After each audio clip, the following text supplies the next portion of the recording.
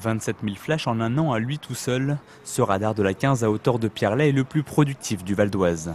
Un statut qui n'est pas prêt de changer. Dans quelques jours, ce panneau de signalement 400 mètres avant le radar sera démonté. Une première étape avant la suppression des 17 autres. L'annonce a été faite ce matin en préfecture. Autour de la table, la commission réunit forces de l'ordre, associations d'usagers de la route et parlementaires. Des députés UMP opposés au projet gouvernemental il y a encore quelques jours, mais qui aujourd'hui se disent satisfaits des nouvelles mesures. Rien n'est flou, les choses ont été clairement indiquées et ça correspond à ce que nous souhaitions dans l'ensemble. Retrait d'une part des panneaux avertissant la présence de radars, mais remplacement par des radars dits pédagogiques qui indiquent à laquelle vitesse vous allez.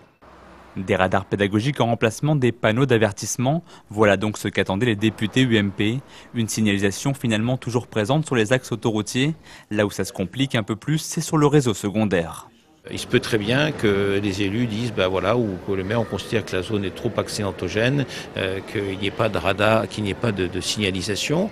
Il est possible aussi que la signalisation faite par le radar pédagogique ne soit pas forcément au même endroit que le panneau qui l'indique actuellement. Comme je vous l'ai dit tout à l'heure, il y aura aussi des radars pédagogiques dans des zones qui sont jugées dangereuses et sans qu'il y ait forcément de radar fixe derrière de contrôle.